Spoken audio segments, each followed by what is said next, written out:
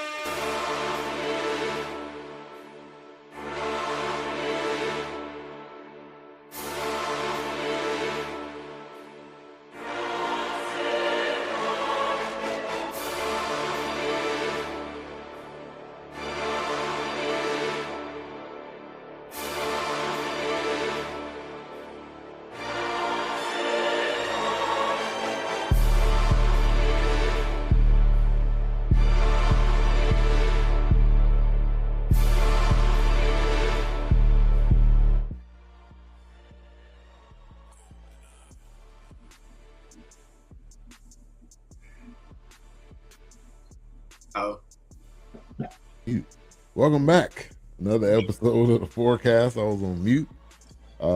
Glad to see you brothers again. Back with another great episode of the Fourcast. Myself, A-Trap Wilkes. Doc is not here tonight, but he's been working like a Jamaican, 4 or 5 different jobs. Jamaican from In Living Color. Flashback right there. But tonight's review is The Last House. This is on Netflix. It's sci-fi type film. Just to give you a little bit of the breakdown of the film, 2026 American science fiction horror film. They're putting 2 different things together here.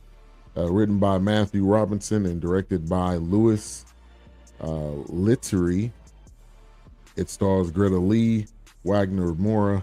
The film follows a family that finds themselves sealed in their home with the whole world being affected by a mysterious disaster, forcing them to learn to survive. So we will unveil what this cause of this tonight on tonight's show. How you doing? You doing all right? You said how am I doing? I ain't hear you, man. I was laughing at you. I'm good, man. I'm good. Thank you, Alfred. Hey, got the drink in the cup. Yeah, got the glass. You know, it's gonna be a good night. Things looking up, man. Payroll expanded.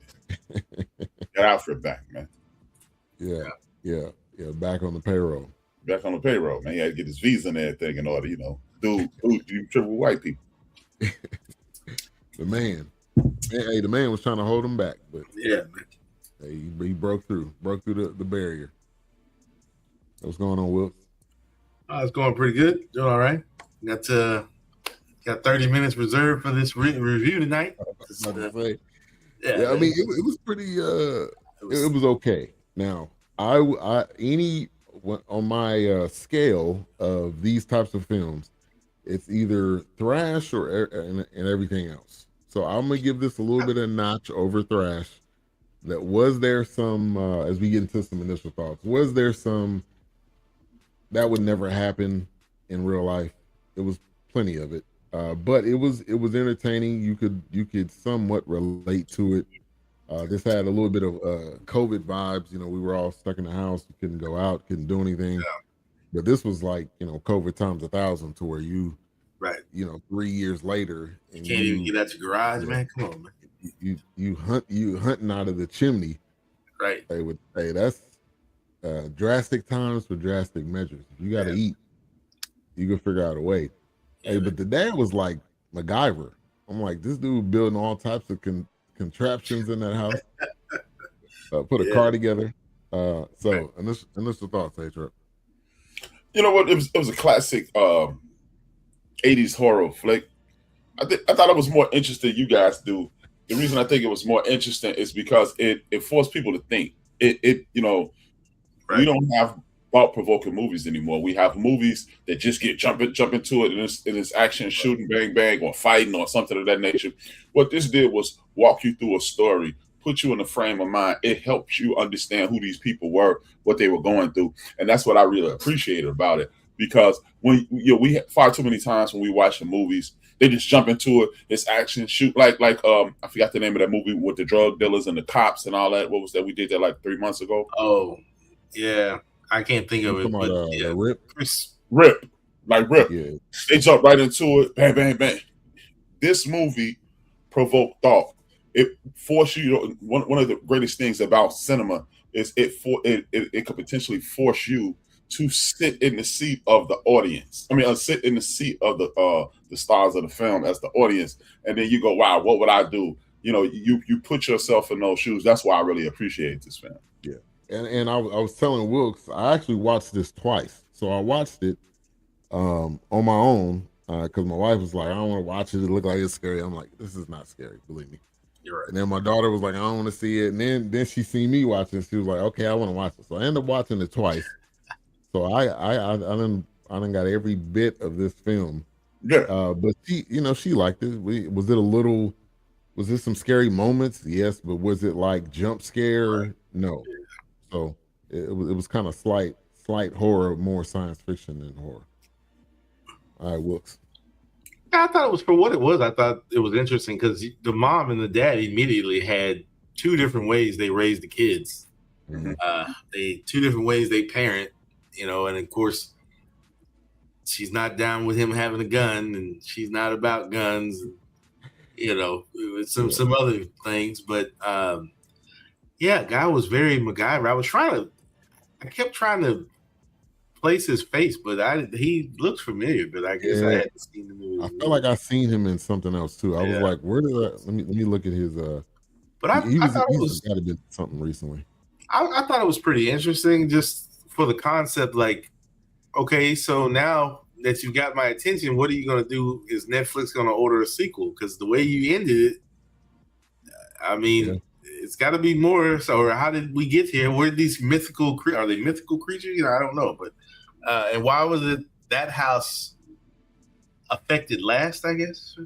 It was almost like they wanted that land because all the other houses, even when they came outside, were still... Yeah, they were still standing. Yeah, it was like something with that house or something with that piece of that. There's more there going on. Something happened there. So it was. I thought it was interesting. I don't know why I kept calling it Lighthouse for some reason, but it's the Last House. But I thought for what it was. I mean, definitely a throwback to some 70s movies I've seen that are horror like this, and Attack of the Killer Mushrooms and stuff like that. I don't think it was that intense. I think it was more of 80s Poltergeist. Gives you the vibe of Poltergeist because again, you had to build up to what the issue was. Like in Poltergeist, you had the young lady disappear inside the television. Nobody knew what happened. And then they find out that this is an ancient burial ground. Like you guys said, they never really gave us the what the issue was with the alien or with the alien. That's reasons. Right.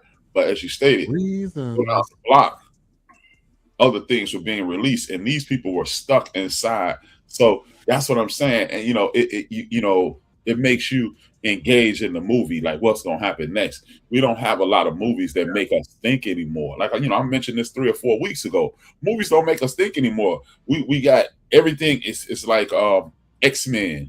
When we were younger, they didn't have CGI. And things of that nature. And they couldn't do all these things, so they left it up to the imagination. This is what cinema is about. It's about you engage in almost like it's supposed to be a visual book. Of course, it isn't as detailed as a book, but it should be a visual book. And infusing you with the story. So you, like you said, so you will jump. So you will wonder what's next. So you will look at this guy who's extremely handy. And it could be potentially a warning. It all goes back to that book I told you guys about dozens of times. Back in 1991, I read it cover to cover in one sitting, and it was saying watch television and movies because the people at the top are preparing you for what's coming, and when you see what's coming, you desensitize to what is going on. So it could have been the monster, could have been metaphoric. The energy could have been metaphoric, like as you guys stated. It harkens back to COVID when you couldn't go outside, and if you go outside, you don't know what you're gonna get. So this is why I truly enjoyed the film. Yeah. Let me give a couple shout outs. Knox in the building. Thank you for tuning in. I clicked out to Anthony. Appreciate you tuning in. Theodore, thank you as well. And yes, we actually I did see your message. We did review Color Book, but it was A-Trap and Doc that night. Hey, and that might have been the shortest review ever, because I think y'all was done in like 15 minutes. I think Color Book. Oh, the one with the kid, the dad, and the son, and he was trying to get him to the Braves game, and he had all this stuff that ended up going wrong. No, that wasn't no quick one. That was me and Wilkes. We did that. I know what you're talking about. That was you and Doc. Like, I think I had something. I wasn't here for that one. That color. Yeah. But it was a young man. He had Down syndrome. Yeah, that's what I was saying. He was special needs. I was about to say special needs kid. I remember that. Yeah, I remember that a lot. Yeah, but thank you, Theodore, always for your support, tuning in. So this was filmed in England, actually. Yeah, it was saying it was Seattle, but it was actually filmed in England, which I thought was interesting with the scenery, and they had the spear. I think it's called the Spear that's in Seattle. The Space Needle. Okay, yeah. They have in Seattle, but you think of all the rain, and you think of just the nonstop. Now I'm thinking like Noah. I mean, you think all of the rain, and they didn't know that it never rained before, and they didn't know how to handle it. But at least these people were inside. But you kind of look at it early on. They get into it, and they realize the doors are locked. Mm-hmm. So immediately you're thinking like, okay, there's got to be something. Yeah. It's not a prank. The mom was like, oh, this is just a prank. You mean they pranked and they locked every door and window? Right. They got some stealth pranksters out here. They be able to do all that. And you can't bust the glass. Yeah, and you can't bust the glass. Yeah. But then, I want to get your thoughts on the dad. Like I was trying to figure him out. I mean, I know he was basically, as a provider and protector, you want to protect your family. But it was like he had this like switch, and like whatever was going on, nobody could stop him. You trying to break the window, nobody could get him to kind of snap out of it or have some reason. And maybe he was just irrational. Maybe that was his thing. A-Trap. Oh, well, I didn't see a problem with the father. I think, like, again, it could have been a preview of what you need to be able to do. When you look at fathers, like in a traditional sense, right? When you're looking at a father is the dude who creates these situations, like sink clogged up, father. Roof messed up, shingles, father. Anything needs to be repaired, father. Hunting, father. So, again, I keep harkening back to that book, Leviathan 666 is the name of the book. It's $900 and not. Hell no, I paid $900 for it. I paid like $32 for it in 1991.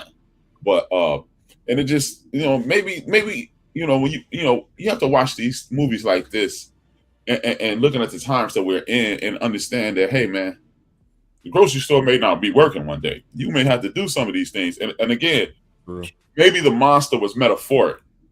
Maybe the monster is the government that's not going to allow things to happen, and you're going to have to fend for yourself by any means necessary. You may not be able to go outside. You may have to keep your family on the inside. Like you say, what is it? The early bird catch the worm, but hey, second rat get the cheese. You know what I'm saying? You know what I'm saying? It's just like it was a situation. Like I don't want to be all esoteric and everything, but I always look at these movies like they're potential warnings because, hey man, what's the movie with the monkey? Wilkes, me and you talk about Outbreak. Didn't we just live Outbreak? You know what I'm saying? So we just lived Outbreak, And a lot of these movies, man, Hollywood is not trying to make money. A lot of these people are making, they're giving you warnings. Like when you look at Enemy of the State, yeah, Will Smith, we're being monitored right now. Somebody somewhere watching this right now. In the event that we say something out of line, it'll be somebody knocking on our door going, hey, what do you mean by that? So Right. as I start watching cinema after I read that book, it really made me start watching things. And I'll finish with this. The movie Long Kiss Goodnight with Gina Davis, Samuel Jackson, they literally said at the end of that movie, we can't fake 3,800 deaths, so we're gonna blame it on we're gonna blow up a building and blame it on the Muslim. 2 years later, the tower went down. I was supposed to be there. Yeah, man, no kidding. I was supposed to be there. I was working that building, and it went down. You know what I'm saying? So 3,800, and then ironically, 3,800 people. It could be the greatest coincidence in the history of the world, or it could just be foresight on what's going on. You know, the Simpsons do this all the time. Yeah. You know, Wilkes not right. He's the biggest Simpsons fan I know. Hey, my people, man. You know, I love me some Simpsons, man. So they done predicted a lot with you. Yeah, wild. You know, so when I'm looking at these things, I'm always looking at it with the as a conscious notary in my mind, documenting every situation. While it's being entertaining, it could be informative as well. Because again, I always reference that book because this book talked about. Because remember, I don't know if you guys are a little younger than me. Geraldo Rivera used to be the guy for the people. It predicted Geraldo Rivera would go to the other side. It predicted, like, when I'm old enough to remember when cash station card, like your debit card, it wasn't a debit card. It just said cash station, green cash, blue station. And so you're going to have a Visa on that. This is when a Visa was a privilege. Yeah, it's like an impact machine. Right. And so when I watch these things, ever since reading that book in 1991, I think it was like April 1991, my main man Draz gave it to me. Shout out to Draz. And I sat there, man, this book about this thick, man. I sat there and read that book all day. Like, my mom kept bugging me. And I did everything that she could possibly want. And I went to the lakefront here in Chicago, and I read that book. It was about, I think it's the average dictionary. And I read it from front to back. First and only time I will and have ever done that in my life. But everything in that book came true. So since then, I've been watching movies in a different headspace, not only to be entertained, but it could potentially be a warning as well. Yeah, and this is definitely that. I agree with you 100%. That there's gonna be a time where we won't have stores, we won't have gas stations, we won't have any of these conveniences that we have, we won't have, and we gotta best prepare. But then when you think of a father, like, I'm here, I'm trying to make sure you guys survive. Mm-hmm. I'm trying to make sure you have what you need. We could be all cuddly and stuff. It's like survival mode. Right. So I get where the dad was, because I would have probably been there too. Like, forget, like, you want to draw and stuff. Like, we're trying to live till tomorrow. Right. So I'm trying to give you a leash, but also it's like life or death, literally. Yeah. And then you got a father. You know, you're a father. You can't alarm your children because that's your stress. You carry that stress. You can't give it to somebody else, and that's what he seemed to be doing. Yeah. Go ahead, Will. Yeah.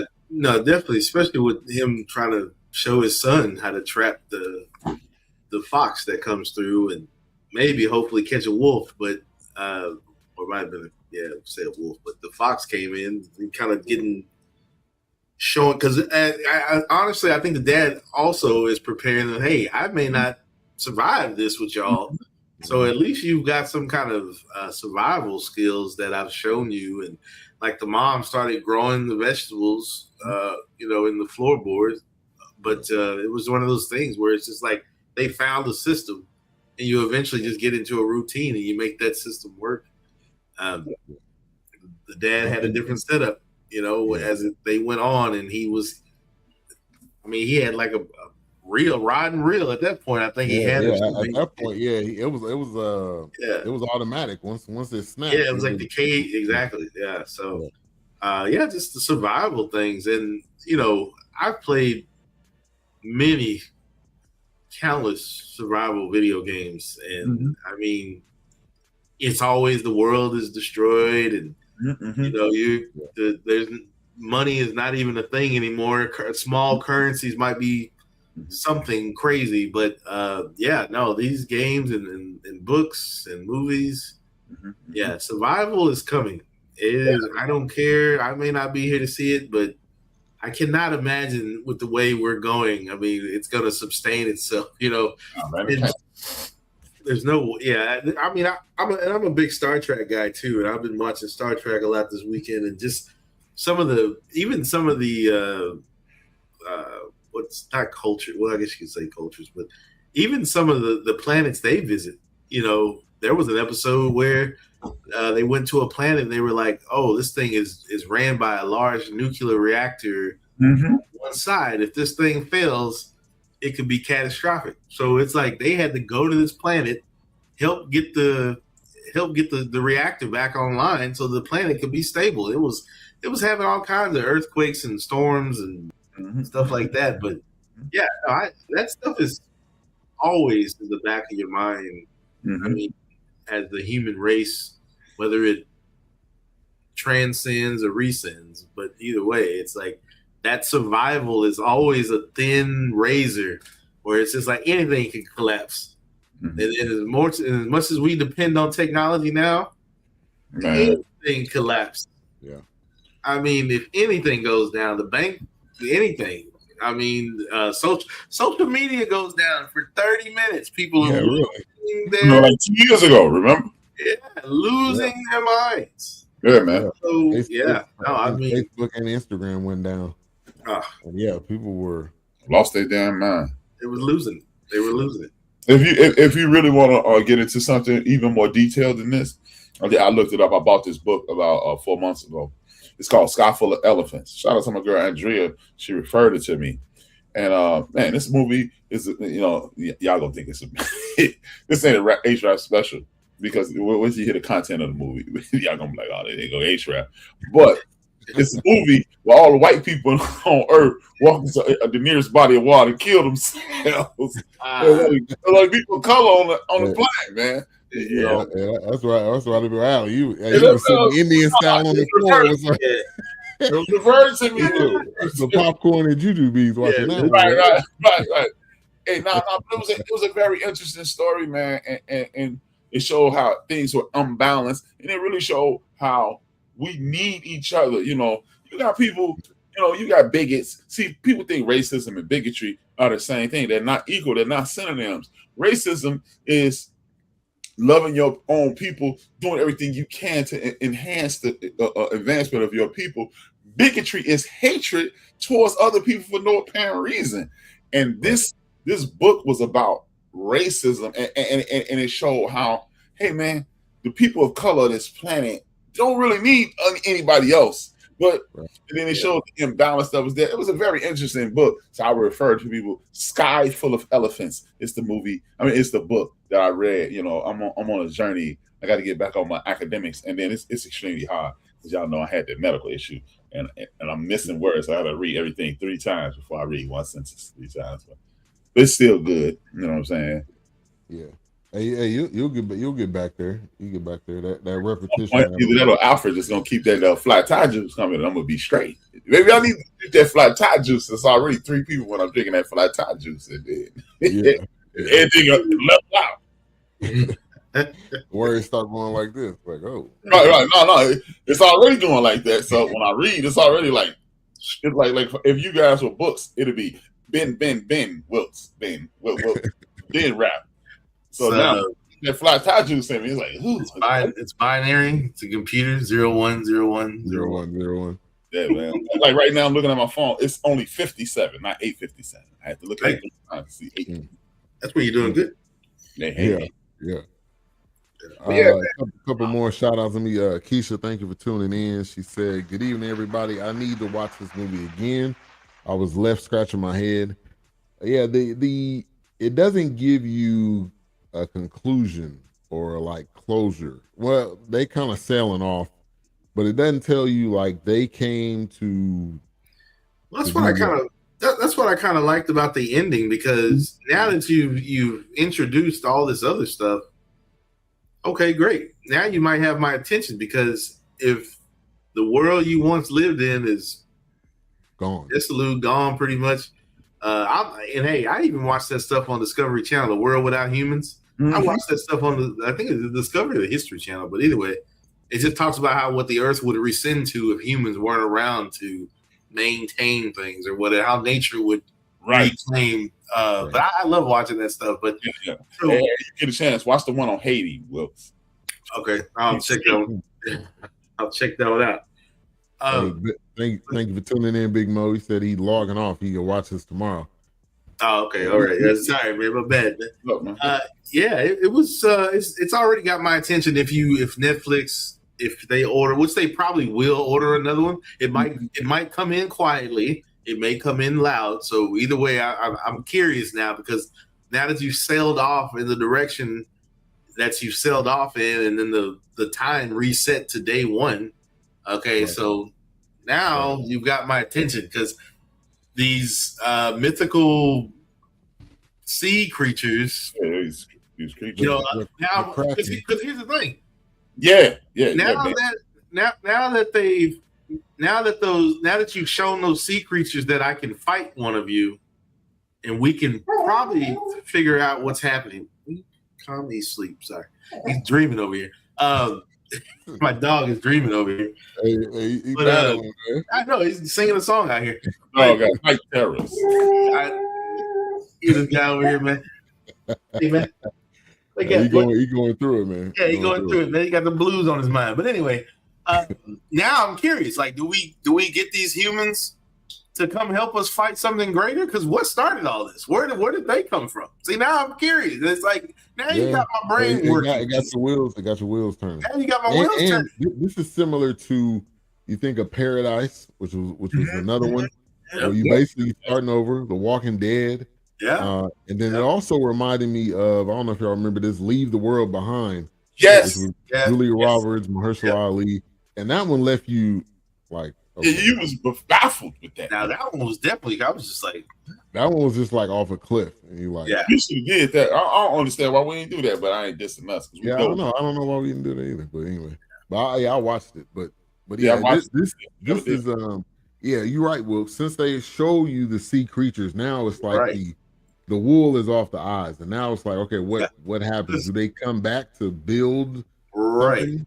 Exactly. Because it's like, hey, if these humans were resilient in taking me down and capturing me, and then they spared my life, and then they, it's like he's got these other creatures came and he's like talking to them, and so it's like they stand down and they disappear. So now it's like, wait a minute, are these humans formidable? Can they help us defeat? Maybe my world's under attack. Maybe something's attacking me. So now I need, I don't know. Now you've got my wheels going, because when I saw the ending, I was like, okay, I see what you're doing. You got me. Now you're on a whole different journey now. Like there's no life. The life that you knew it is gone. Now you can be fishing every day. You're gonna have to find a whole new territory. Now, hopefully there wasn't people already there. Wink, wink. But you got to find a whole new territory. Yeah, and then like how high have the waters risen? Will they recede? Well, I mean, that's just the part. That's just in Seattle, on the West Coast, Vancouver area. Well, Wilkes, you being a resident sci-fi guy, okay. This take you back to you a child, but you do a lot of research in regards to these things. Does this take you back to V? Yes, yeah, it does. V was one of those shows that came on and came out of nowhere, where people were just like, "What is happening?" I was like, "Man, this show, nobody could explain what was happening on that show." How many seasons did that? It got like three at least. 3 seasons, I think, at least. But yeah, V, I was there for V. I was just like, "Oh, this is." I would rewatch that series again just to see what has happened to us in the past 10 years. Right.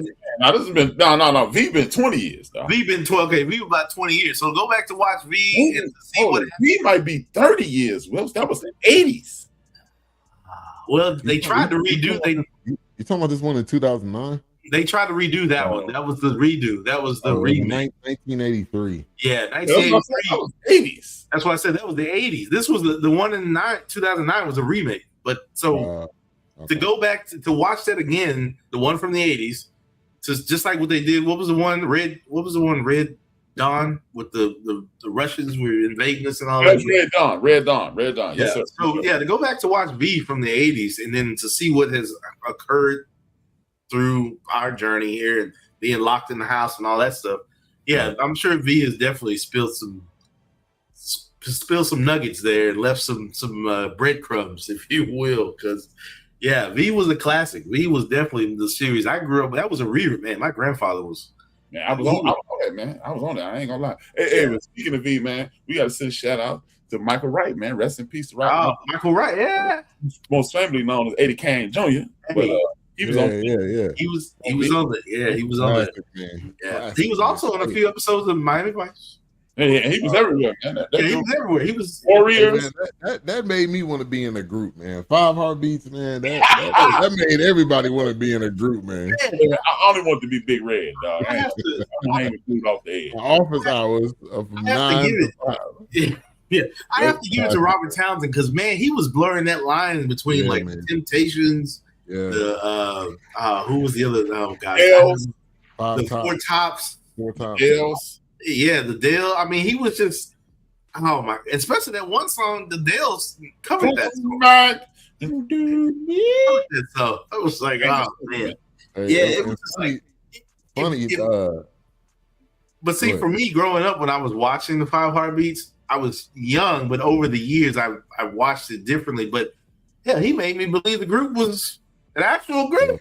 Yeah, and I think the Jacksons miniseries thing was around that same time. So you had that, you had the 5 Heartbeats, Meteor Man, all that. Yeah, it was all of that, man. And that was a good time. That was a good time for TV. Oh, Eddie Kane, you can't beat me. Hey, you can't beat me.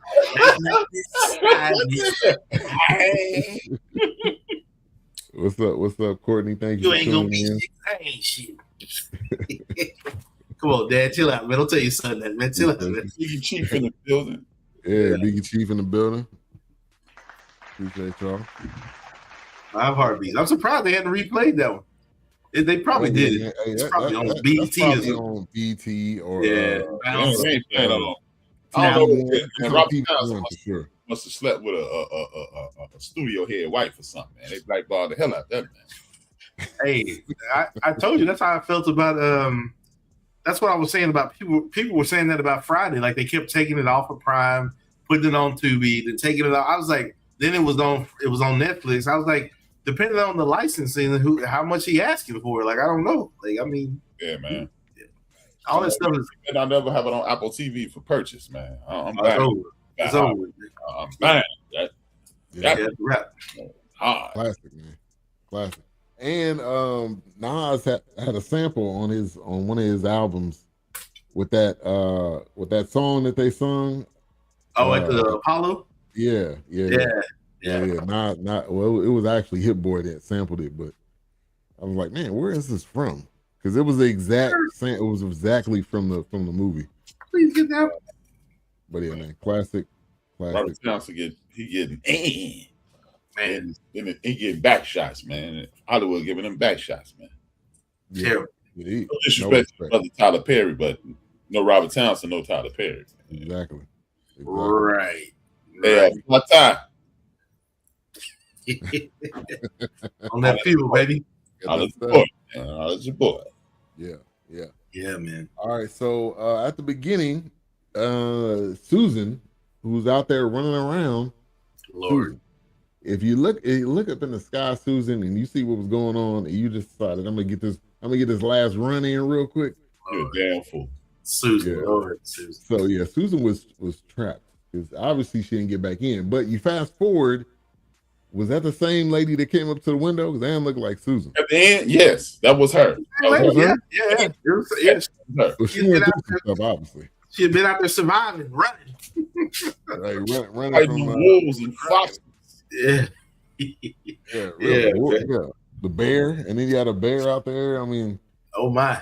Yeah, that's why I don't do no hunting. I don't do no woods, man.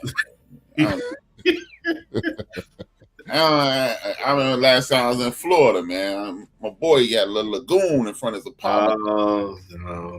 I was about the water. I thought it was mechanical. I was like, "Hey, man, that's pretty cool." He said, "What you mean?" I said, "Little alligator thing." He said, Nah, alligator, man. I was like, "Oh, man." That's a real alligator.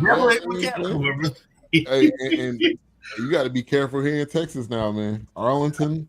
Oh yeah, alligators. Oh yeah. Oh yes. Oh hell no, man. Yeah, the local lakes like Lake Louisville. There was one at Lake Louisville during the 4th of July. They had in Humble Park where the Puerto Rican people, shout out to my Puerto Rican brothers and sisters. Yeah. They had an alligator in there, man. I believe it. They are this movie. Croaked, but right. They are this movie. It's like this our land, okay? This our sea. Oh Y'all just borrowing it. Yeah, neighborhood right now, man. Don't be getting in there hanging out. But our biggest thing also too is they come in up from Houston and Louisiana. But here's the other problem: some people have them as pets. They get too big, they release them. Now they just let them go. Yeah, they let them go. Grow to their environment. They out there in the drain. Oh yeah, they surviving. Trust me. You gonna realize they eating good. Alligators are bulletproof.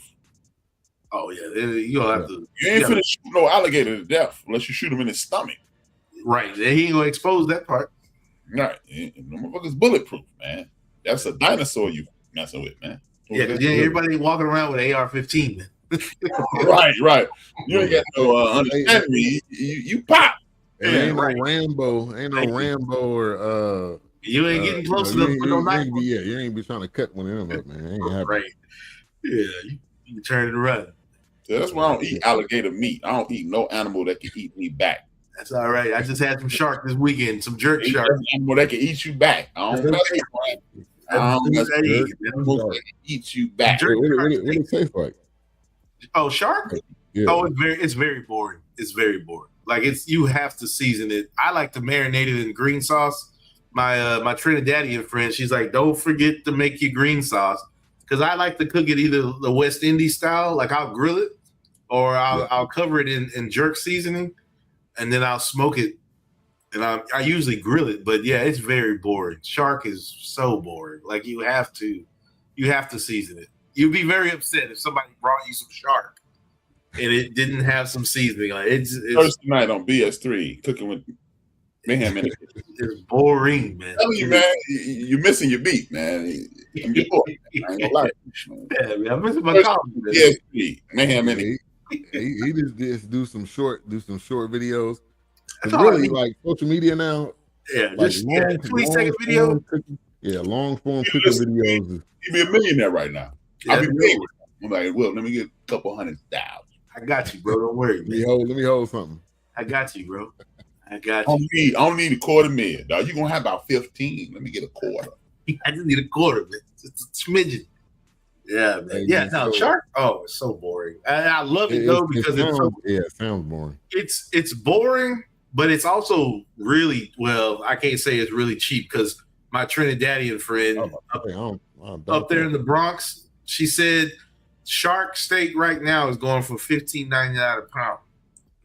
I got shark steaks at H Mart for $4. Look at that. Hey, but see, you in the Gulf right here. Right. And they all way in the Bronx. Of course, exactly. There ain't no sharks in the Hudson, man. Ain't no sharks. Boy, you across the Hudson River, it ain't no fish in that joint. No. Might be some bodies in there, some toilet. Yeah, you might get a couple of cousins. Might get a couple of people in there, but man. Chaos. Yeah. Man. But yeah, shark is so boring, but it's so good though, because it's like a very lean meat fish. The only fat really or blubber is like around the skin on the outside, but I mean you can cut that away if you want, but I mean the actual muscle or the tissue is so boring. Like you have to season it. I recommend you season it. If you get curious about shark, please season it. Yeah. Please, because it's boring.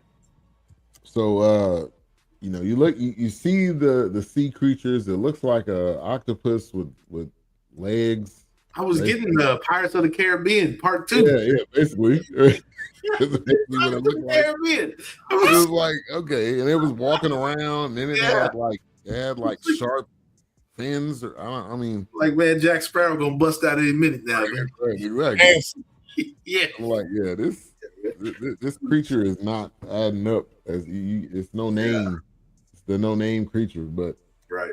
All of the rain, which now makes sense after you watch it all the way through, because like octopus, they're not. They got to be in water for the most part, right? I don't think they're not like on land. No, they can't survive too long. They can't survive too long on land without a certain amount of oxygen and water at the same time. So yeah, no, they can survive a little bit, but not for a long period. Not for long. Yeah. Why they kind of ran away, because it was like the water wasn't there. Right. So maybe they was like trying to get some oxygen. So it's interesting in the film. Obviously, it's showing you how you deal with things, family, how you deal with having kids during a horrific situation, and then when they got older and they became teenagers and like they don't want to listen and like, are you done? You showing me this car? He was like, for what? What's the point of this? You know what, man? I'd put Buddy in the sleeper. I was like, okay, you got to shut him up, man. Yeah, you can't put the pause on your daughter, but if my son would have been talking like that, please. Yeah, he would have. Yeah, he wasn't right here, boy. Yeah, he wasn't that type of dad. I would have been that type of dad, no matter what type of. See, that's what I'm saying, man. This is when they wish to have been. This is when you need to lay them hands. No, you're supposed to bless Buddy, man. We out here surviving, man. You got a stick mouth. That's what I'm saying. That's what. Yeah, it's like you woke up today and you ate something, right? Because he's got this mentality that, oh, this whatever it is, it'll blow over, or I don't care. We'll get out of this. Nah, man. I'd have blew up his ass. Right. Right. He's supposed to got choked out. That's when your son talking to you like that, man. You give him, he saved me. Start choking him. That's the whole remark. Let go. Somebody saved his life. Put him up in one of these. That's right. Call your mom. Yeah, right. Baby boy. Yeah. Call your mom. Like, boy, my son, you got breeze with me like that. I'm choking him out. Oh, boy, being Rames, man, walk around the house with a bathrobe on and walk around the house with a cooking apron on, and then put you in a sleeper hole. You're right. You're here talking noise. Yeah, man. Hey, this is my house. Waking up in here, homie. Right. You bad? Okay. Right. Yeah. We gonna see. I'm telling you, especially with these kids, man, they ain't had no fights. Oh. I'm a firm believer they need to bring the bully back, man. Because the problem with the kids today is they're scared to be humiliated and get their ass whooped. I'm telling you, they can't handle that. Oh, you got beat up in front of block. But see, we moved on with it. Yep. Hey, we moved on today. Next week there was gonna be another fight, and your fight was nobody was gonna remember it. These kids ain't ready to. They're not ready to get embarrassed in front of the whole school. Everybody went home for the day. They might tease you for a week, for a month. You laugh it off, move on. Now they gonna retaliate. They got to come pull out the Glocks and all this shit. Hey, God need to let me come back as a 12-year-old because it ain't shit like this. This is the scariest thing in the world at 11 a.m. Right. Exactly. Hey, I got you. Boy. Yeah. What? Now you stressed out the whole day. Ain't no depression with that. I don't mess you up in the hallway. Yeah. Yeah. 3 o'clock, buddy. Bring that back, man. Bring that back. And that's what that shorty in this movie needed. He ain't never had nobody say, I'm whooping you at 3 o'clock. Right. When that last bell ring for the day. Right. Your heart pounding out of your chest. Run out the back door. You hope they got picked up early. Right. That's when life was good, man. When you knew, hey, man, at 3 o'clock, I better start loosening been up. Talking that yin yang all day in B class. We gonna see what it is. 3 o'clock. go see what it is, man. Yeah, man. Hey, kids, these kids. $2 on the bully desk. Yeah, the money's on you, man. Yeah. That's what these kids missing. They ain't got choked out at 3 o'clock, man. Yeah. And then when it really got real, and his dad was like, "Yeah, it's go time now. It really got real," and he was like, "Oh yeah, I'm ready now." Right. He was scared though. He was trying to get out of that house though. Oh, he really was. Nothing. He was just gonna run out there with nothing. He was gonna run straight out. Yeah. Like you don't have anything to survive. Okay. They Your dad's not gonna be there for you. Right. They're gonna tear your ass up. The door gonna close right behind you. 3 o'clock, man. And when you know at 3 o'clock you get. Hey, what's up? We got Thomas Shelton in the building. Hello. What's good, bro? Yeah, man. And when that bell ring, you ain't getting on that bus so you get past me, cowboy. Yeah. You get on that bus. You get on that bus with a fat lip. Yeah, man. You ain't getting on that bus before you get past me, cowboy. That's when I invented my favorite turn, cowboy speed. The scariest dude in the school ain't never got caught, man. Yeah, man. Old school chasing them like the Beatles. Man, get it. Yeah. I'm telling you, man. Oh, yeah. These kids, I don't know. Hey, man. You get smart with your daddy like that, you ain't never been chased home from school. Right. And when you getting chased home from my school, I ain't never got chased home either. Hey, but man. when you think I gotta get home to my dad, you glad about your dad, man. Right. Yeah, because ready. Yeah, school was just the first part. Because we were from a time where even if y'all fought, y'all worked it out. Y'all ended up being friends or not being friends. Maybe y'all didn't talk. Hell, maybe y'all didn't talk 20 years later. Yeah. But the thing about it, like I said, the kids today, they're not ready for that kind of trial and tribulation. They're not ready for that. Bring the bully back. The bully is part of the ecosystem of America. They ain't ready for that, man. Oh, God. Hey, because you always got to stand up to the bully or you got to punch him in the mouth. Right. See, they don't want that. Get your ass. Hey, the school don't want that either because they got the school don't want that anarchy. The systems they got in place. I mean, the terms they be using, like, we're gonna open up an investigation. I'm like, stop. Hey, man, they'll be over with next week. Your ass whipped, man. Hey, I got your investigation, Kaggle. I was about to say that. So I was about to say, Wills, I'm gonna whoop your ass if you tell them people whoop your ass tomorrow. Right. Thank you. Like that boy, I beat your ass. Man, bring the bully back, man. Yeah, I was watching to hear that. Looking at my man get smart with his daddy. I was like, boy, I'd have choked the book up out of him, boy. Hey, man. Been like Homer and Barney, that mother. Save me, man. You choke your son. Yeah, man. He almost black out. You let him go. You save me, Dad. Yeah, because I'll take you out. It was almost over. Right. I almost seen the light. Yeah. Hey, I'm telling you, man. I got you, man. You got to give your kids that he saved me. That's it. Wild stuff, boy. Yeah. So they end up surviving. It seemed like everybody around them died because when they came out of the house, it was nobody out there. Only one smart enough to stay their ass in the house. Everybody else want to get out. Hey, man, when the air was straight and we getting vittles, I'm staying in, man. What's out there? Bears? No, man. I don't deal with no bears. Fox, yeah. Now, Fox. Yeah, so yeah, man. They great. They end up hanging in there for as long as possible. Until the danger came to them, and then that's when it really got real. Hey.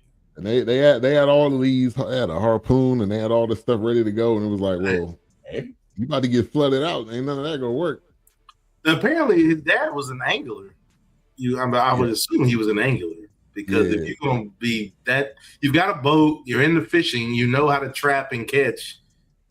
I would assume you know. I mean, like I said, your dad.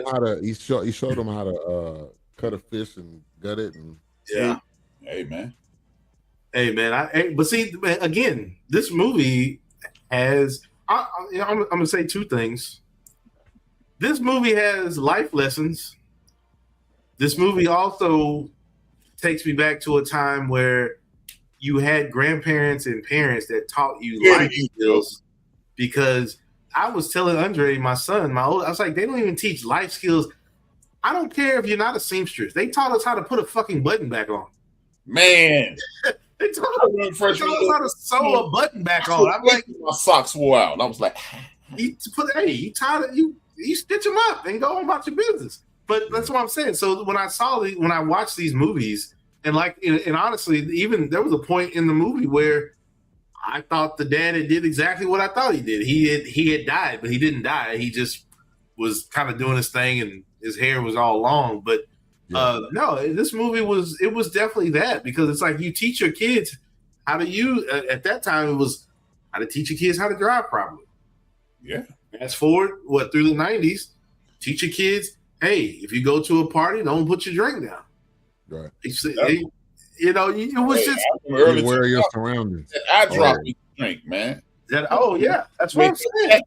This movie had those survival things that reminded me of when your parents, they knew you was growing up, you were gonna have friends, you were gonna shoot the shit and whatever. But they also were teaching you how, hey, you gonna get roughed up a little bit, but this is how you bounce back. This is how you survive it. It ain't all to be damned or whatever. But I think some of that might be missing from some families, not everybody. Yeah, that's why I like this movie. Hey, how to wash clothes, how to iron. Yeah, you wouldn't believe I got to college and dudes just wash it. They just putting everything in there. I'm like, right. They just piling it together. You just putting the whites with the jeans and right. Like, what are you doing? Like they got shit on them. And people losing their minds out here. Oh, well, what we gonna eat? All that soil outside, all that dirt. And if you build your chicken, hell, Etsy, you can buy you a chicken coop. Yeah, man. You can grow your own chickens. You can get you some eggs. Then when that chicken done laying egg, unfortunately you slaughter the chicken, eat the chicken. I mean, there you go. I mean, I don't get it. People are just losing their mind. You can buy ducks. You can buy chickens. It can be a little small little thing. It ain't got to be crazy. Man, Steve doing that right now. My man, Steve. I grew up in a neighborhood where gardens were a thing. Mr. Garrett. Shout out to Mr. Garrett. Gardens were a thing. And I ain't talking about botanicals and roses. I'm talking about beans and cabbage and lettuce. Greens, man. Greens. Potatoes. Not potatoes. Tomatoes. Right. Exactly. That's why onions, peppers, if you was into peppers. I mean, I remember some peppers. I'll never forget the cook of the church when I was growing up. And she lived right across the alley. All she had to do was walk out of her back alley over to the church. She was bringing fresh greens and ingredients to the church and cooking them at the church. So what she was growing, she was giving back to the community, and then they were giving her enough to grow some more. So, hey, Wills, watch this, Wills. That's called tithing. Bring ye all the tithes into my storehouse. That's called community. That's what I'm saying. So we've got away from that. Yeah, community too. We've gotten away from that. In some cases, not everybody. I guess I can't speak. It's more of us that's not than are. Yeah. Thomas said, I remember a whole group of us from the village got chased by a group of vice lords from the new career on the first day of school. Oh Lord! Hey man, they coming. You already know, man. Hey man. He said that was the village. We had big gardens. And to this point, New York was the same way. I remember when New York and Harlem, they were doing these gardens for the community. They still doing it. They still doing it, man. They're still doing gardens for the community. And then check this out. It's a tactic from the Black Panthers. Let me feed my community. Let me feed my community. Hey, y'all don't want to. Here's the thing. What they say? Oh, it's a food desert. Well, guess what? Let me put this garden in the middle of my community. Right. And then everybody it's a natural food bank.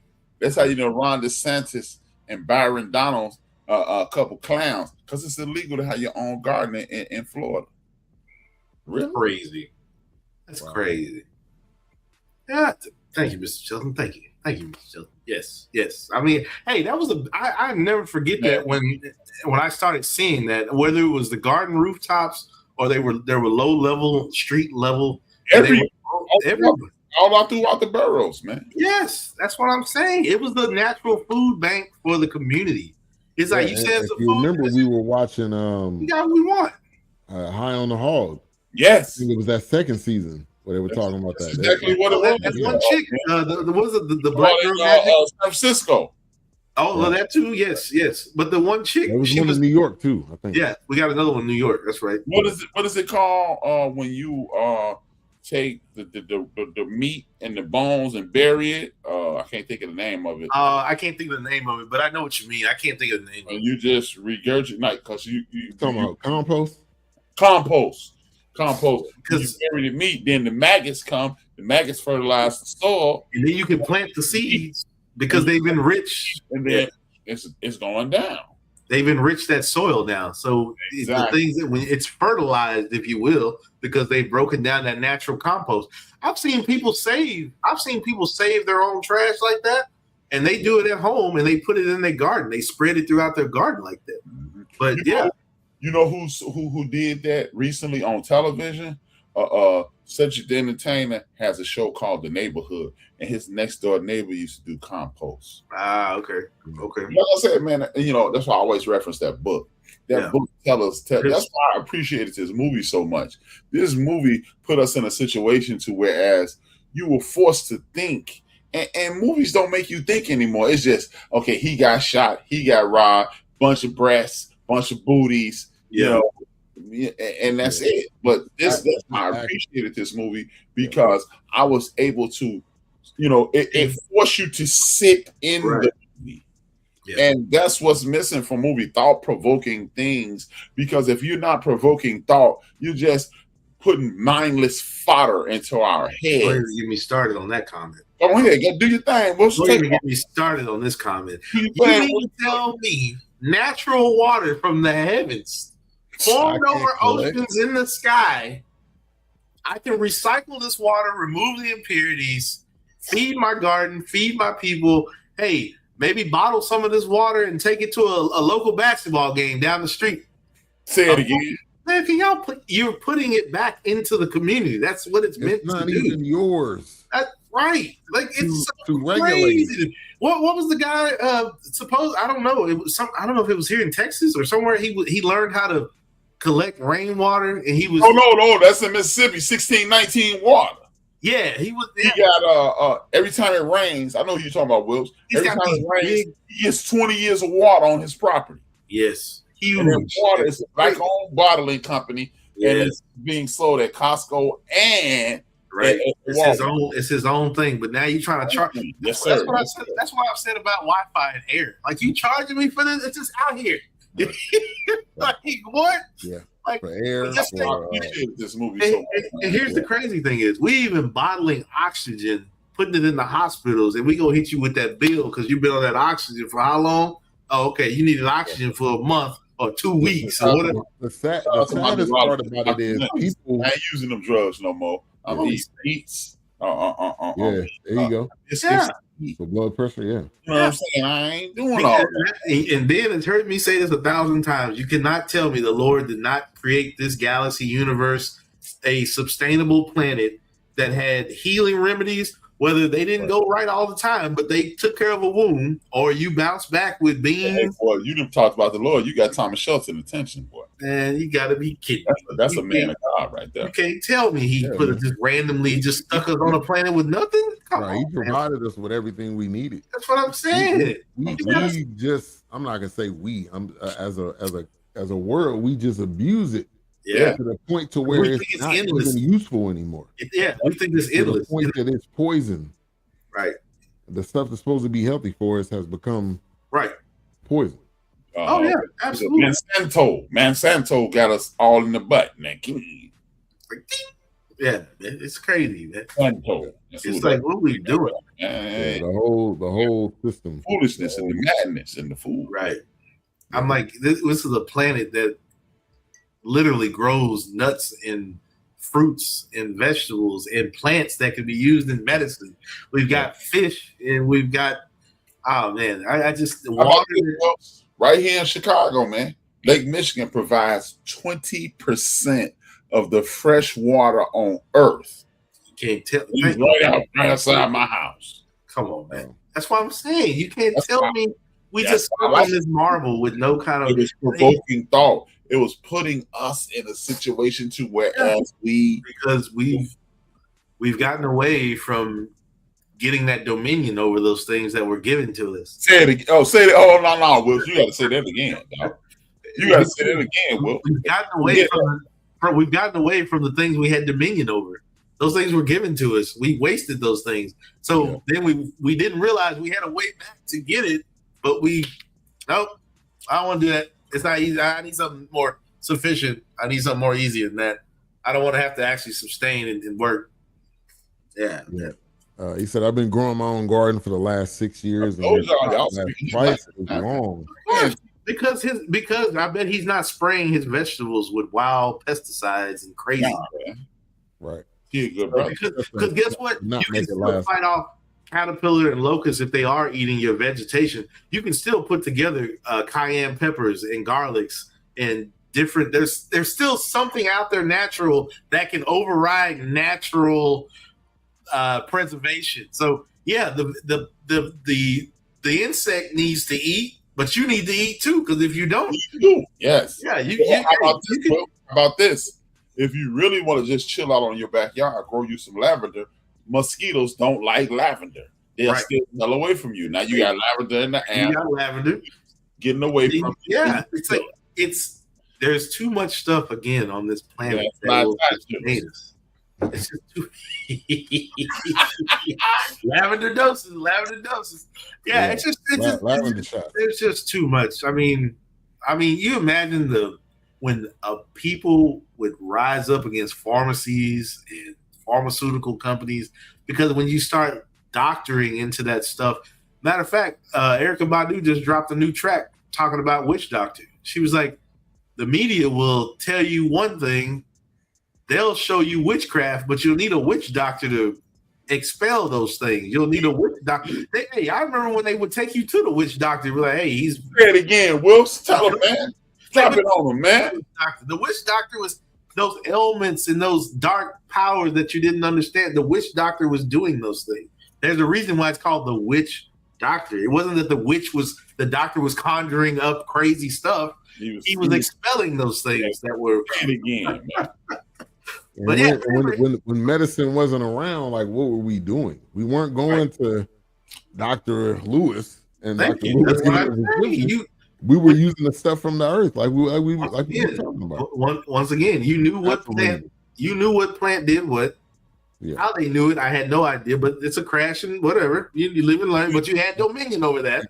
And it got passed down, like H.R. I was just about to say that, Ben. I was just about to say that. You knew how to do it because you had 1,000 years of people passing on. You have people like Dahmers and Jollies. Dahmer is a person who has to be specific, right, and exact. Right. A Jolly is a person who just passes along the information in a loose and broad, ambiguous terms. But a Dahmer was A, B, C, D, E. So no, we knew, Ben. We got away from it. That's what, like I say this on my podcast a lot of times. We are looking at situations to whereas that's why they separated. Y'all heard me say this on this podcast. Yeah. Emmett Till. People don't understand that they pulled 38 people out that pond that day. But we hear about Emmett Till because they don't want us interacting with our younger, with our more agricultural relatives, our more fertile relatives and things of that nature. Like if you read the book Black AF History, he talks about how his grandmother consumed a flame, and when she died, the house burned down.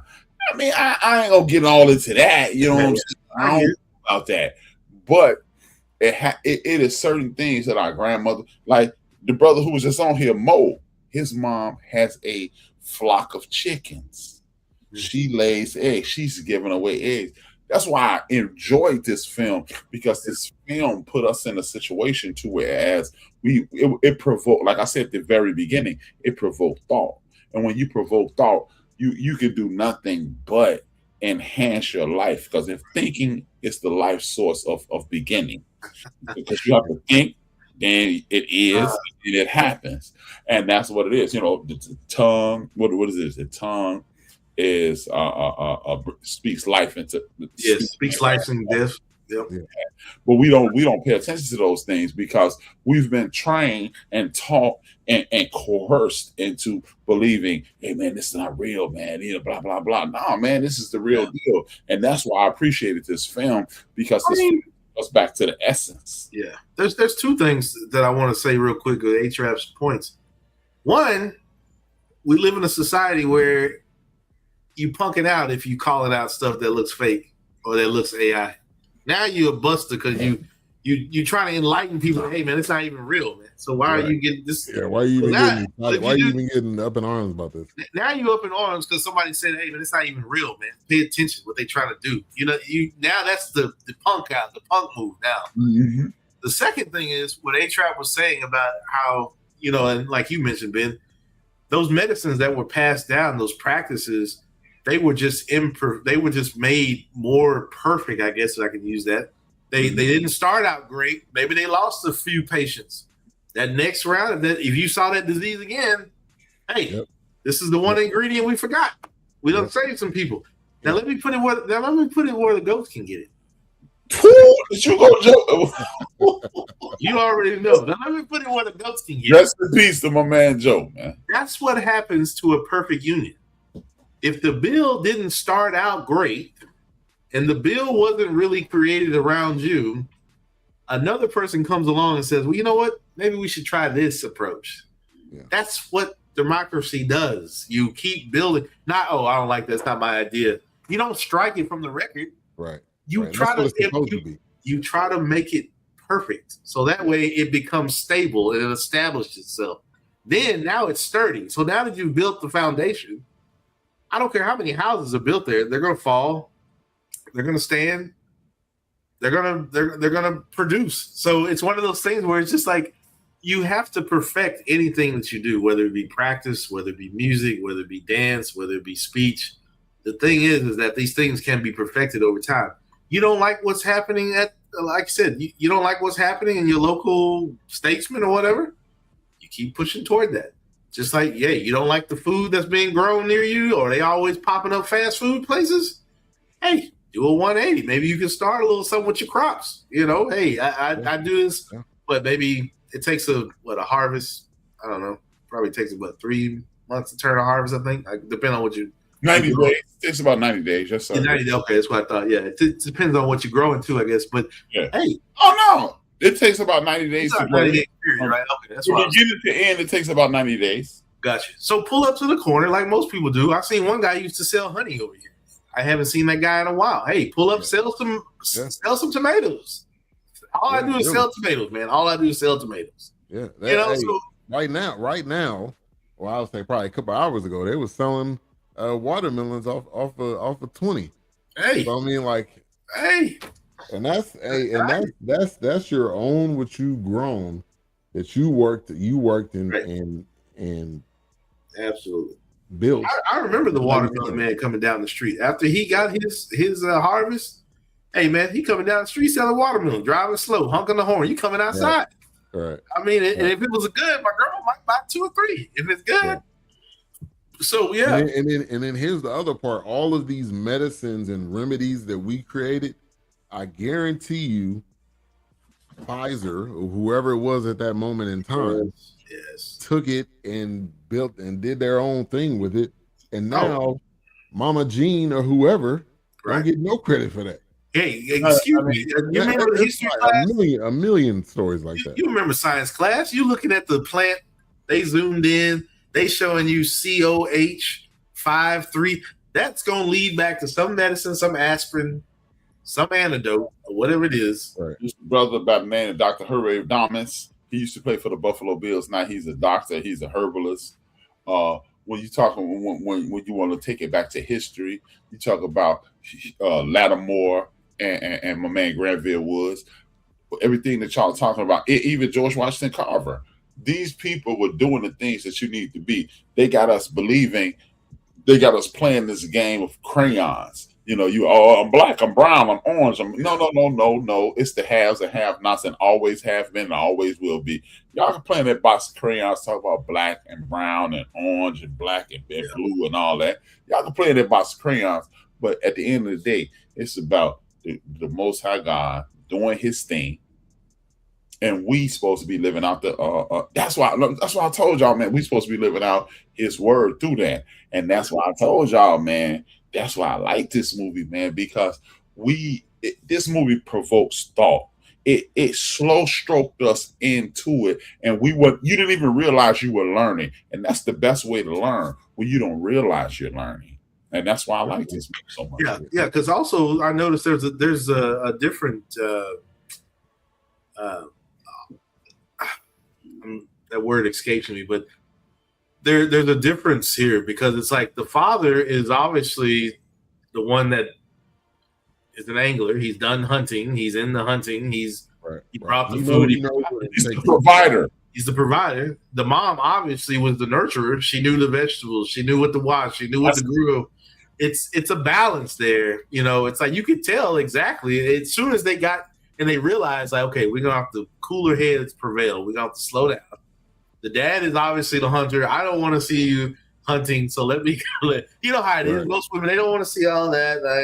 Especially when the dog died. She was like, I don't want to know. Right. She don't want to know. Hey, like you said, hey, this meat, we don't know what's going to happen, man. We might need this meat, But, it's just one of those kids like, man, this meat really good. Yeah. Don't worry about where I got it from. I know. It's Benji. It's Scooby Doo up in this. Yeah, man, exactly. So he's classy right now. Right. But you know what, man? At the end of the day, you got to do what you got to do to survive. Oh, yeah. Oh, man. All nature. What's the first law of nature? Survive. Right. You'll figure it out tomorrow, but we're gonna survive today. Right now, yeah. I appreciated this film, man. You know what I'm saying? Yeah. If you look at it on the surface level, and y'all know one of my favorite movies. But that's why I really appreciate Pootie's Hang. And I know that sounds crazy. Tie this into Pootie Tang. Hey, I sent that graphic. I saw that today. But I'm not trying to be funny. I'm on the serious side.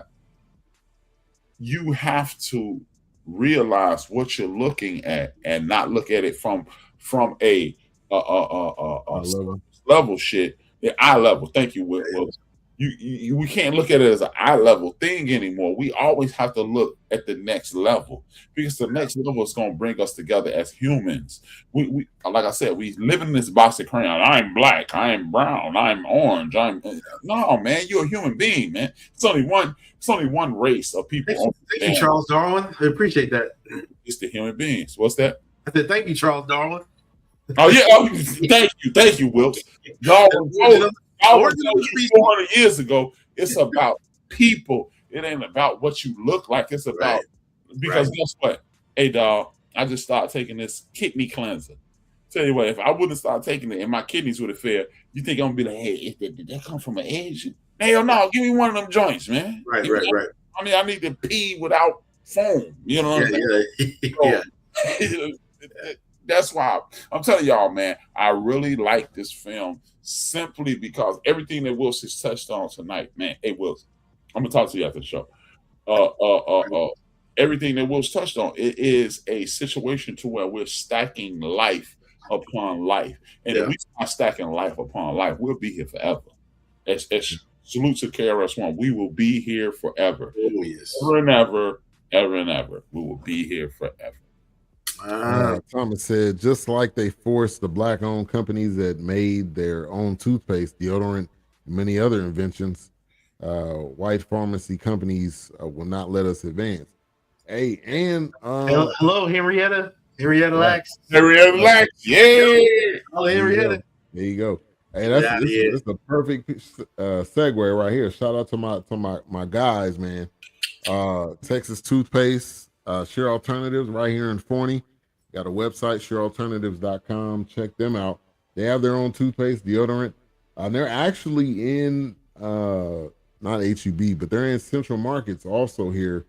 So they are growing like crazy. I use the product myself, but like this is them. And he knows somebody in Shreveport that they have chickens, and he been bringing me eggs. I'm not talking about like 12.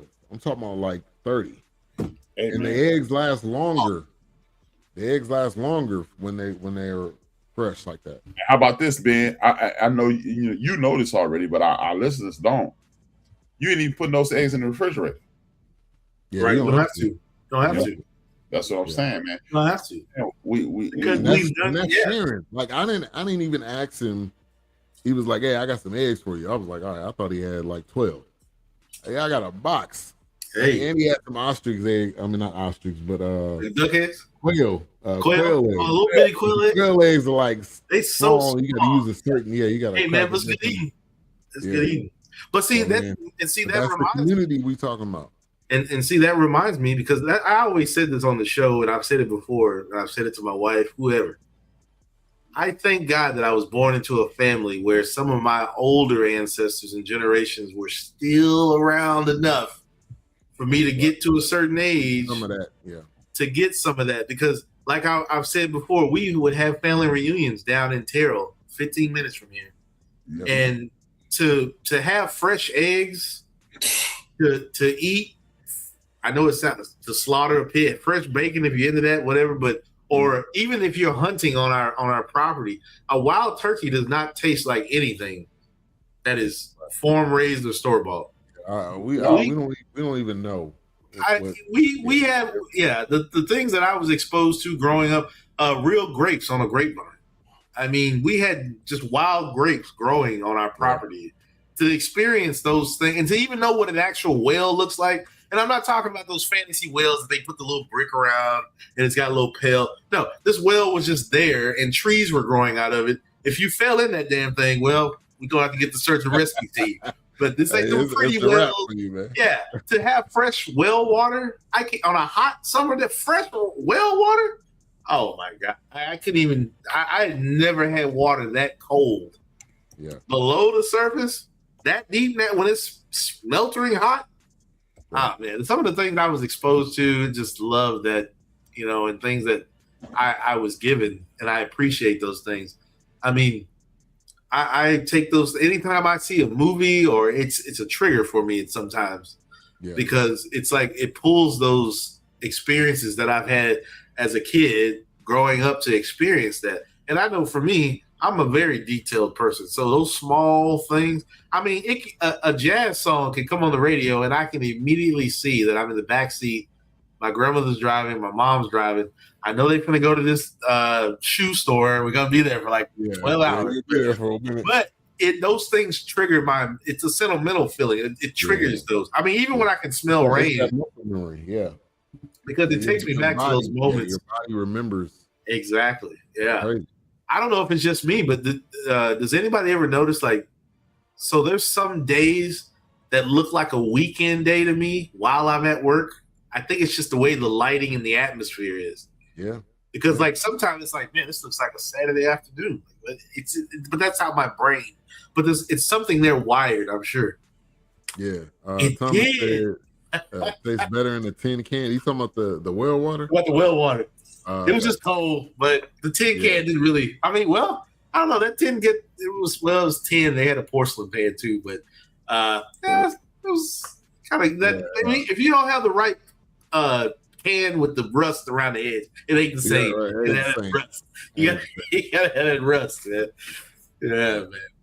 Good times. Yeah, man, this definitely brought on some thought-provoking conversation like we having tonight, but also make you think, am I ready for when this does happen?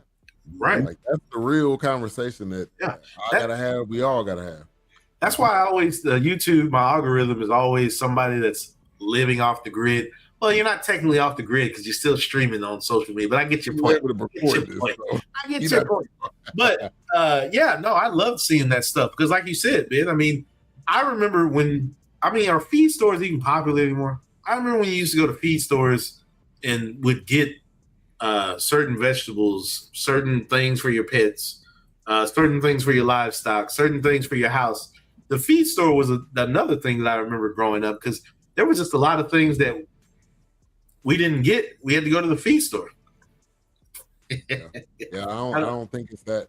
Well, they got a Hollywood feed. I don't even know what that is. Yeah, that ain't the same thing. I've seen that place. There's one in Heath, but I don't. Yeah, there's one in 42. But tin can kind of thing. I get where he's going with that because that was kind of like the only thing you had with it. But but I mean, you didn't have like plastic cups and No. it was all you Yeah, and all that stuff. He had a ladle. You had to drink out of that ladle. And see that chili stain on there because they made the chili with the ladle. Yeah, he had that red stain that never came off at that time. One time he had that chili. They coming back. Sorry, man. They coming off, man. They coming off. Yeah, man. But you fast forward, they end up dealing with the sea creatures, and then she ends up going down in the. It was like in the sewers. The sewer, yeah. I was gonna say the sewers. Yeah. I mean, but hey, her daughter basically had, probably had rabies or whatever it was when she got bit. She need all that medicine. You had to do what you had to do. Floating around dead bodies. I mean, you already know that water is contaminated. Right. Exactly. And like you said, you saw people that you were trying to communicate with. You saw them burying or covering their dead. The guy was putting the blanket over his wife. I guess she had passed. Right. Yeah. Right. Yeah, man. That's well, nothing else he could do. He was waiting on her to. Right. Yeah. Right. And then he was dead too. So I mean, like, basically they were. This is like Walking Dead, like I said, paradise. Yeah. When they thought, oh, we're in this bunker. I'm gonna talk about paradise here. They were in this bunker. There's nobody outside. Like, we're the only ones that survived. Right. Then he ends up finding out his wife's out there, and there's a whole other group of people out there. Yep. So like, you could definitely do. You could definitely do a part 2 on this because absolutely. Now you're on a search for life. Like, because that's why I said the way it ended, I was just like, okay, you got my attention now because now that the human once again has prevailed in a sense, I guess, or shown its will, that hey, we were about to, I don't know, do you in, but then you captured one of our own, and then you saved them because you could have killed them, but you didn't. Right. You just kind of, I don't know, you kind of strong armed him. The rope had a knife up to his eye, like open the door, like So you spared my life. You could have killed me when I opened the door, but you didn't. So so it's a lot going on there now. Like I said, maybe their world is being attacked. Maybe they need outside. I don't know. Maybe. We could have another avatar. And like in a lot of films like this, it's an unknown creature, so you think immediately, I need to fight this. I need to kill this thing. Right. But this thing could be coming, even though it's aggressive, and the way that it's doing it, it could more so be asking for help. But we just, immediately we go into attack mode. But when it got in the house, it was like it was looking for something. But to them, it was like, oh, you basically damage all of our crops. But let's get to some final thoughts. Great conversation tonight. The Last House. It's on Netflix. It's still top 10. Yes, so, number 10. People are still watching it. It started off at 1 when it first dropped. So people are still watching it. Rewatchability. I already watched it twice. So I'm not gonna watch it the third time. But it's definitely one that you can. After you watch it, you're definitely thinking. Your mind is thinking. Your mind is wondering in your own life, like, are you prepared? But also, like, hey, you could do a part 2 because you got a whole storyline now. Oh yeah, that's what I said. Because now it's curious. Like once again, like I've repeated, it's almost like, well, they seem pretty formidable. They could have killed me, but they didn't. Maybe they can help us. I don't know. Yeah, it's called The Last House. It's on Netflix. Thomas, man, appreciate you for coming through tonight, man. My brother, man. We used to work together. I used to relieve him 2 years ago. He's a good brother. Right on. Good. So yeah, it was good. I'm gonna say that. I'm gonna give it a 3.5. I'm gonna give it a 3.5 out of 5. Yeah. I felt like it was worth the watch. It wasn't a waste of time. It did kind of leave you on the edge of your seat, but also it seemed like how people deal with struggle, like the ultimate struggle, which is not being able to go outside. So I mean that's like being and the trapped fact that inside the house. and here's the time, and here's what I know this is a movie, but it's probably overthinking it. And the fact that the human body needs vitamin D from the sun. Right. I guess you could stand. It's always raining, but I guess it didn't always rain. I guess you could a window. I'm sure it cast the. I know it's not the same through the window, but it's like and then you think of us being melanated and like the and how the sun reacts to us compared to them that are not melanated. I mean, you see some people like pale legs, you'd be like, man, you gotta wear some shorts, man. Yeah, getting that sun. Yeah, you gotta spend some time outside. Yeah, it was good. Your bottom half look dead. We all are brown people. You know what I mean? Yeah. The people who we call white people, they are just genetically recessive and migrated to a colder climate. In the event that they ever re-migrate towards the equator, they'll get that melanin that they request or they need or they desire, and then we can all live as humans versus white, black, Asian. Yeah. Oh, man, enough of that. Again, it's the power structure that puts us in this foolishness of toxic crayons. You know what I mean? Oh yeah. Guess what? I don't hate white people. Just because I'm H-rap, I don't hate white people. Making us more divided, so then we can't focus on the real thing. Oh yeah, absolutely. All right, what's your rating and final thoughts? I'm with you, Ben. 3.5, 3. It's very thought-provoking. It's very engaging. It's conversation-provoking, and that's why I really appreciated this film. Did exactly what it was supposed to do. It did it. Thank you. You took the words right out of my mouth. Shout out to Ben. Yeah. No. I would say I'm right there at a 3.5 when I watched it. I mean, there was in the beginning, I was kind of like, man, just take the sledgehammer and knock a hole in the ceiling and in the roof, man. What you doing up there in the attic, man? But you got to get past that stuff. But I'm still curious too. Also, when he puts his what's up with the rainwater though? The rain was attracted to his heat signature. I wonder what that was about. But because when he put his hand on the, I'll give you my perception of that, Wilkes.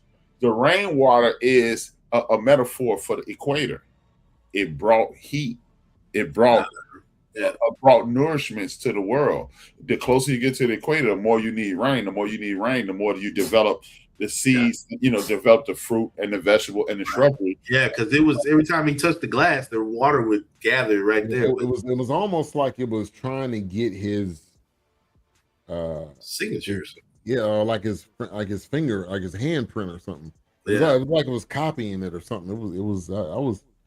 And the girl, she the one that peeped it from the jump, but they was like, nah, you crazy, you tripping, you don't know what you're talking about. At 3.5 and 3.5 mics, and now, like I said, my wheels are turning because I'm curious. Will Netflix order another one? Hopefully, because now you've set the bar as far as, okay, is this a trilogy, or is it just we got to create another part of the book or whatever? I don't know, but yeah, I mean, you got room to, because now everybody's getting older, but now you're on a completely different mission at this point. Right. You're not trapped, but now you on the outside and you got to survive a whole different way now. Yep. Because they didn't show any of the other sea life. I mean, obviously, all if you thinking all that water, it means you got alligators. It means you got all the other sea creatures out there. This is what I took from that, Ben. Like Wilkes being a Animal Planet fan, we know more about outer space than we know in the center of the Earth. Right. Exactly. That's what that was about, Ben. That's how I saw it. Yeah, that's a good point. All right, so next week, I mean, I'm reading the private chat. I'm down with doing. We've been talking about him, Robert Townsend. Yeah, let's do it. Yeah. Let's do it, brother. Do it. Yeah, absolutely. Yeah, man, he's got so many classics that we just overlooked. Don't pay homage to it, man. Yeah, he is overlooked. Yeah, I mean, that's why I love to see him when he was in the Bear as her dad. Right. Which And that's a great show, by the way. Like it is less about food than it is just about being people and dealing with stuff. So, all right. So next week, Robert Townsend, tribute to Robert Townsend, a legend, been involved in so much that we know and love.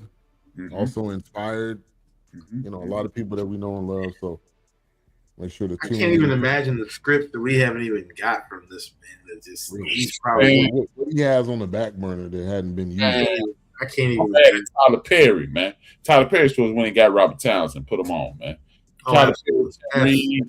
And he's been laying low, so maybe he done. I mean, he's been doing. I mean, he showed up on the Eddie Murphy thing, didn't he? And then he yes. And then he did. Like I said, he had a role as a recurring character, her father on The Bear. Yeah. Which I love to see because, like you said, he's been so low key. It's when I saw him in that first season, I was just like, "What?" Yeah. I was like, "Oh my gosh, yeah." No, Robert Townsend. I was not. That was probably the least person I was expecting to be in The Bear. Yeah, right. Exactly. But it was a nice surprise. I was like, who even thinks about Robert Townsend? Like, what? Really? The fact that they even acknowledge Robert Townsend, I was just like, oh wow. I'm like, whose idea? Yeah, who's writing or directing this thing? Right. Whose idea was this? Because that yeah. It was great. But all right, y'all, we'll be back next week. Robert Townsend tribute, A-Trap. I'm gonna close this out. All right, man. I want to thank y'all. Subscribe to BS3 Network wherever you are on Roku, on Twitter, on Twitch, on Facebook, wherever you are watching this from. Also subscribe to End of the Bench Media. We're coming out with a new show. I'm just continue tapping in with A-Trap where I interview people from the culture, of the culture, and uplifting the culture. And then me and Mo, we have what is called the Supreme Court. We're coming out soon. I think it's coming out me and Sue's supposed tomorrow. So maybe the first. We'll talk about it tomorrow. We got the Supreme Court where we're gonna do away with this diabolical conversation about the greatest of all time. We're talking about the greatest of this time. Yep. Because every decade has its own greatest. So there you go. I mean, if that wasn't true, we wouldn't have collectors of many things, whether they be cars, cigars, stamps, coins. True.